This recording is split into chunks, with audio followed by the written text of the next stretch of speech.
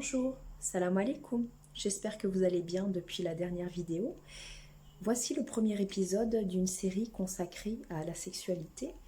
Pour ce faire, je vais vous citer une phrase d'Abdel Wahab Boudiba dans La sexualité en islam. La sexualité se vit tout comme elle se conçoit. En effet, la sexualité a besoin d'être conceptualisée pour être vécue. Elle a besoin d'être préparée et elle a besoin d'être vécue pour être conceptualisée. C'est un enrichissement circulaire qui doit servir le couple tout au long de sa relation. La sexualité est en quelque sorte le reflet d'une harmonie entre deux êtres. C'est également un moyen de développer des qualités humaines, sincères et perdurables qui vont avoir un impact sur la vie quotidienne, sur toutes les interactions que l'on peut avoir ensuite. La générosité, l'écoute de l'autre, la patience, la gentillesse et la tendresse, l'endurance et la joie, elles viennent en fait diminuer les émotions négatives qui en sont en opposition, l'égoïsme, l'impatience, la froideur et le dédain, la nervosité.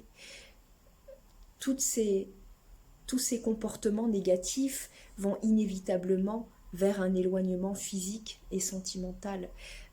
Rapport sexuel, c'est un rapprochement physique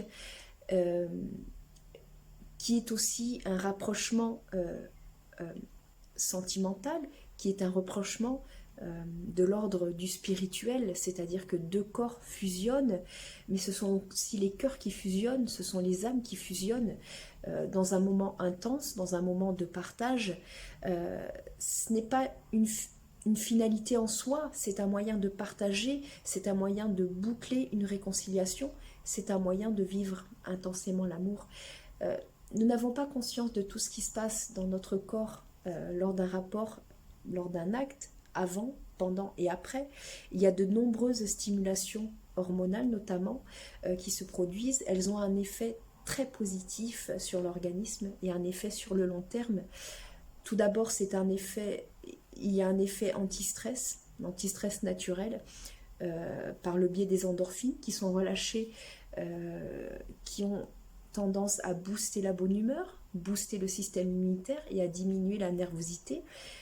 De plus, les études ont montré que le sperme contient également différentes hormones qui vont avoir une influence très positive sur l'humeur.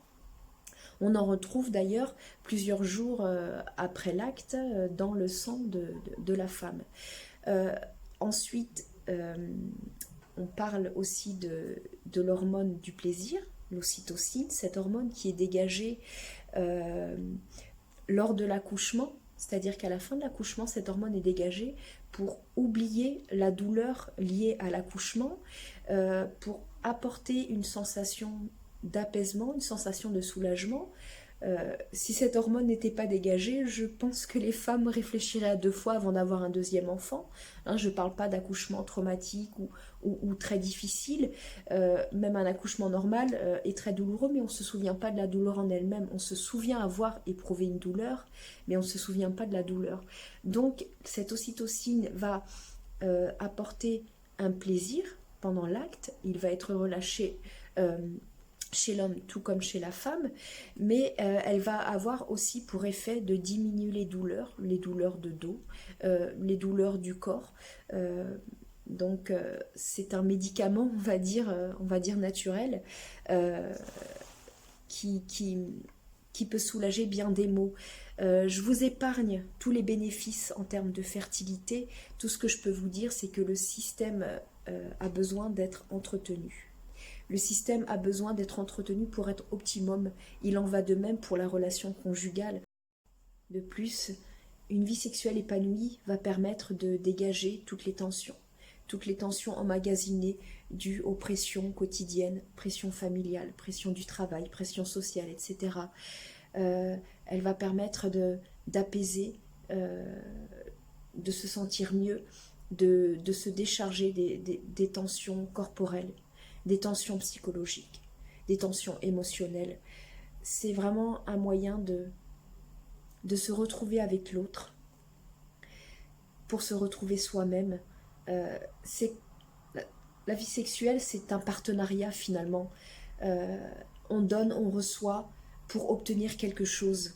On en est toujours là, hein. On finit toujours par vouloir obtenir quelque chose, et c'est pas égoïste de le penser comme ça, puisqu'on va donner tout autant en fait.